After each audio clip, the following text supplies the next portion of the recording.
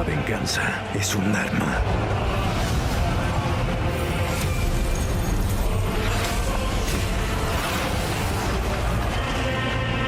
A veces me pregunto si yo soy quien la controla o ella me controla a mí. O sea, desde tu punto de vista, ¿existió algo más que te acercara a este proyecto? Porque pues estamos hablando de una de las franquicias pues más exitosas en la industria de los videojuegos y que ha marcado, ¿no? Desde los 80s hasta la fecha, con spin-offs y demás. ¿Cómo fue todo tu approach a este proyecto? Más bien, luego de pronto la banda piensa que es muy glamuroso el asunto de acercarte a un proyecto, y a veces los proyectos más bien se acercan a nosotros, no es que nos acerquemos a ellos, ¿no? O sea, yo trabajo en un estudio donde hacemos localización de videojuegos, yo soy uno de los directores, digamos, importantillos del estudio, y me dicen, oye, va a llegar este título, y queremos que lo lleves tú. Y entonces, bueno, pues yo de entrada sabía que no se había hecho nunca en español latino, entonces les dije, me encanta la idea, me parece perfecto, les voy a poner una condición, quiero ser el único director, porque los videojuegos son proyectos como de tan larga duración y tan larga tirada que siempre involucran un equipo de directores, y luego a mí me parece que en el involucrar demasiados directores los videojuegos, o bueno, el producto termina perdiendo como un cierto rumbo. Entonces yo les dije, ¿está padre? Sí, quiero ser el único director. Si lo logramos coordinar, está chido, porque a veces no depende de nosotros, depende de la llegada de material, de los tiempos de entrega. Me dijeron que sí, nadie sabíamos si eso iba a ser posible en realidad, pero me dijeron que sí.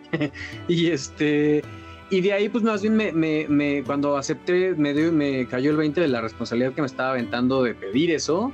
Y además de un videojuego es la segunda franquicia más grande del mundo, nomás opacada por Mario Bros, ¿no? O sea, todas las demás franquicias son más cortas que esta, ¿no? Esta tiene muchos años, tiene muchos juegos, y era la primera vez que se hacía en español latino, y me parecía que era una responsabilidad pues importante, a la que decidimos entrarle con toda la responsabilidad posible, o sea, con todo el compromiso posible, y pues me puse a investigar un poco cómo eran las anteriores entregas. Yo había jugado un poquillo de Final Fantasy más chavo, pero bueno, tampoco es que siguiera yo toda el recorrido. Creo que es imposible de pronto con una saga como esta jugar todos, ¿no? Yo soy muy fan de Kingdom Hearts, entonces me parecía que los personajes que estaban de ahí estaban padres, y los conocía mucho más por Kingdom Hearts que por Final Fantasy. Entonces me parecía como una cosa muy divertida. Entonces, bueno, pues nada, me llenó de orgullo que me lo propusieran, que me escogieran, y que además que cumplieran mi berrinche de ser el único director.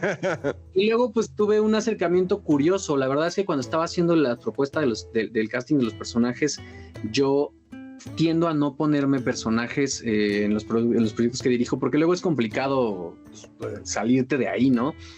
Y vi que me quedaba un personaje y dije, sí se me antoja, pero no sé, pedí permiso, me dijeron, pues puedes hacer la prueba, y dije, bueno, pues era el destino, ¿no? Yo en realidad no quería quedarme, yo quería que se quedara otro actor que era mi primera opción. Yo me puse como tercera opción, y pues cuando regresaron los papeles, las elecciones, justamente los primeros tres que sabían perfectamente quiénes querían que fueran era Clive, era Joshua, y era Benedicta, ¿no? Fueron los primeros tres que escogieron hacia la primera, que dijeron, estos no hay duda, van a ser estos, con los demás tenemos dudas, ¿no? Entonces, bueno, yo pregunté, oigan, pues sí me lo puedo quedar. Yo me dijeron, no, o sea, tú eres la opción, ¿no? Así que bueno, ok, muy bien, ¿no? Y así es que llegué a ser además actor, ¿no? Me acuerdo que la indicación era, nos gusta mucho Mario, pero si no puede dirigir y actuar, entonces solo lo veremos como director. Y yo dije, no, sí puedo dirigir. ¿Cómo fue hacer el casting? Y dos, ¿cómo tú sientes, cómo podrías describir al personaje a partir de lo que tú empezaste a leer? De acá, de Clive. Sí. Es algo ya habitual dentro de nuestra carrera, nuestra profesión, estar de arriba abajo, entre pruebas de voz, entre castings, entre ya grabaciones dentro de videojuegos o del doblaje en sí.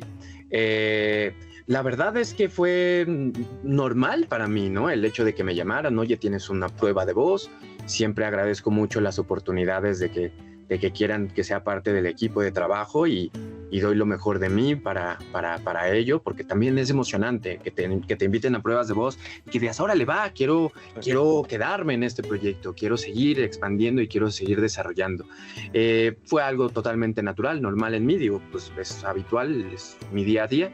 Tienes una prueba de voz con Mario, perfecto, llego, Mario me explica, mira, es el primer videojuego que se hará en español latinoamericano, es una franquicia muy, muy importante, tiene una base de fans, o sea, es fuerte, es choncho lo que está sucediendo en este momento. Me desarrolla el contexto dentro de lo que él como director sabe, me adentra, me induce hacia el personaje que voy a desarrollar, y a base de referencias de audio, que son las que yo puedo tener en esos momentos, algunas cinemáticas, etcétera, es cuando yo empiezo a mimetizar con el personaje en sí, con su actitud, con su entorno, con su energía, con todo lo que vive, con todo lo que conlleva, paso a paso, obviamente. Digo, al principio tal vez es muy general, pero ya cuando lo vas desarrollando va siendo paso a paso. ¿Cómo lo voy descubriendo? Pues precisamente vamos en las horas en las que se tienen que ir grabando, y Mario y todo el equipo de trabajo alrededor nos va poniendo en contexto a los actores para que nosotros estemos un poquito más ubicados dentro de todas las referencias de audio o todo el material que podemos disponer para de verdad reinterpretar lo que el personaje necesita. Es como fuimos reinterpretando y construyendo. El personaje ya está construido. Simplemente lo que necesitamos nosotros al reinterpretarlo, al localizarlo en nuestro idioma, es precisamente lograr mimetizar y lograr empatar todas esas emociones y energía y trasladarlas al idioma más local, que es Proyecto Juntos. Básicamente es algo así. Mario, ¿cómo fue el proceso del casting? O sea, la selección de cada actor para cada personaje en este juego en particular. En particular, este juego se grabó, ya que me cumplió mi berrinche de ser el único director, se pudo cumplir porque Square Enix designa a un encargado desde Square Enix para que grabe con nosotros y nos acompañe durante el proceso, que es la persona que lo hizo con nosotros es Lee, que ella es una chica que es chilena, que vive en Japón y se hizo remoto. Ella estuvo remoto todas las sesiones, ella es la traductora y la adaptadora, y entonces digamos que era como la voz del cliente al final, ¿no? Trabajamos con ella muy a gusto, muy bien. Al principio era todo como muy a la distancia, y éramos como muy respetuosos todos, porque no sabías, porque no la habíamos visto, porque no tienes la persona al lado para leerla, ¿no? Solo tienes pues, su micrófono y su ventilador funcionando, ¿no? Entonces era una cosa ahí durísima, pero terminamos siendo pues bastante cercanos y buenos amigos, ¿no? Porque estuvimos haciendo este proyecto 1 año y medio, ¿no? 1 año y medio de trabajar. José Ángel tenía sesiones pues de 20 horas de pronto, ¿no? Que teníamos que ir dividiendo en días y días, ¿no? Entonces, bueno, el proceso del casting fue, pues yo siempre como director es proponer actores que puedan llegar a las posibilidades del personaje, que tengan el rango actoral necesario para el personaje. También eliges un poco, yo elijo mucho por las voces, por el parecido de la voz, por el banco de voz. También, pues ya es a gusto. A mí me gusta trabajar con actores que tengan mucha intuición, porque eso me permite como despegarme y dejarlos trabajar y dejarlos crear y solo ir supervisando. Y al mismo tiempo actores que se dejen dirigir, que también no sea tanta su intuición que entonces ya no te escuchen, ¿no? Sino poder como irlos llevando. Entonces, para un casting como pues te piden 3 propuestas, mandas 3 propuestas por personaje, haces el casting y yo los dirijo pensando que quiero que se queden todos, para que entonces la responsabilidad y la dificultad le quede al cliente y él diga, pues sí, vamos a discutirlo acá. ¿Cómo es un día de grabación, en especial con un videojuego? Porque cuando son el doblaje de una película, una serie, pues ves al actor, ¿no? Una animación japonesa, pues es una animación. Videojuegos creo puede ser a veces un poquito más complicado por la interpretación. ¿Cómo es un día? ¿Se prepara el guión? ¿El actor viene con una idea de cómo debe ser el personaje y a la hora de estar grabando haces correcciones en base a lo que tú leíste del guión o viste de la escena del videojuego en inglés o un otro idioma, de cómo el personaje tiene que tener cierto sentimiento a la hora de interpretarse? ¿Cómo? Mira, si nos puedes platicar, a ver. Ahorita lo puedo explicar, eso es algo que tengo aquí.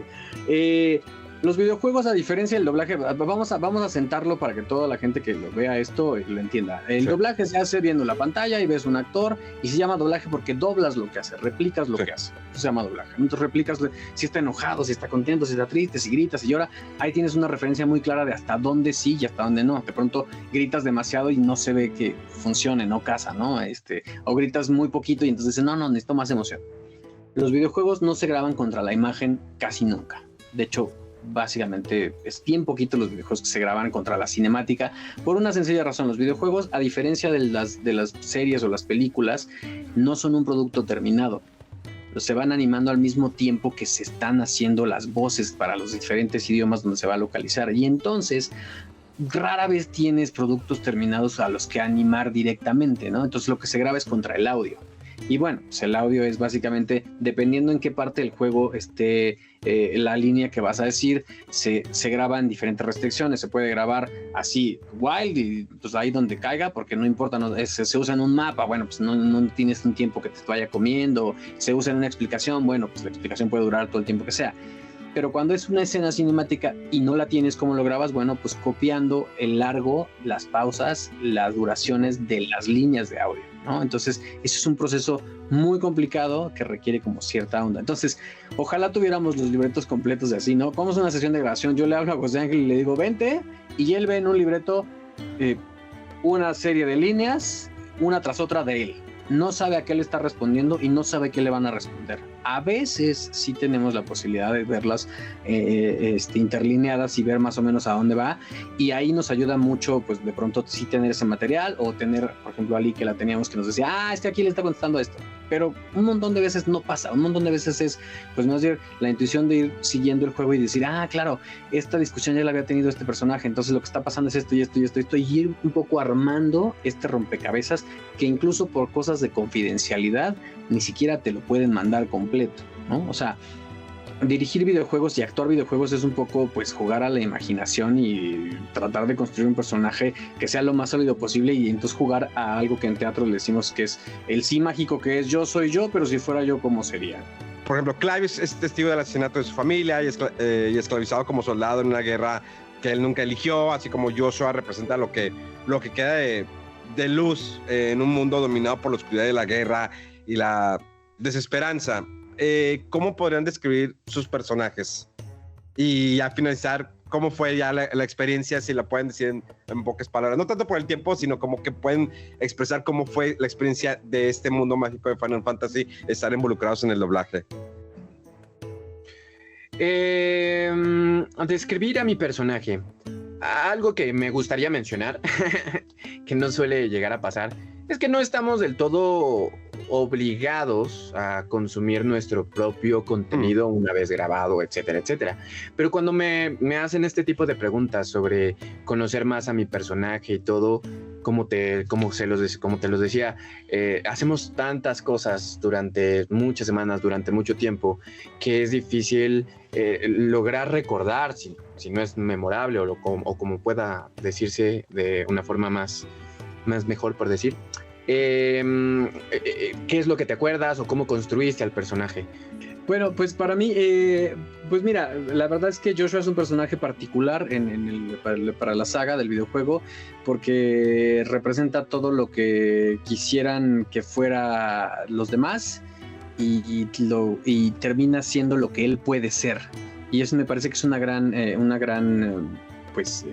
alegoría, es una gran metáfora de la vida, ¿no? O sea, de pronto queremos ser un montón de cosas porque los demás quieren que seamos un montón de cosas, pero lo importante es ser lo que podemos ser y ser la mejor versión de la que podemos ser, y Joshua me parece que representa todo eso. Es como esta bondad de ser el personaje, pues, que con todas sus limitaciones, que con un gran poder y que con una gran responsabilidad termina, pues sí, cargando un poco a cuestas a su hermano y a los demás personajes, pero que entiende que no es su responsabilidad ser lo que los demás quieran, ¿no?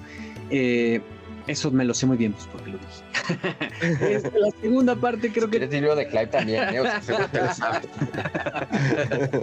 La segunda pregunta, pues mira, para mí fue un proceso muy disfrutable desde el que alguien me considerara para poder llevar el proyecto, desde que la sorpresa de sí haberme quedado el personaje, desde la sorpresa de pues que pasen estas cosas, pues para nosotros de pronto que alguien esté entrevistándonos tiempo después del estreno del juego, porque se va a lanzar en otra plataforma. Este es un proyecto que hicimos hace casi 4 años, ¿no? Entonces de pronto, empezamos a grabarlo en el 21, ¿no? Se estrenó en el 23, pero bueno, todavía siguen sucediendo cosas con este proyecto, entonces es muy enriquecedor que pase, ¿no? Que siga triunfando y que tenga larga vida Final Fantasy XVI. ¡Acude a mi llamado, Efren!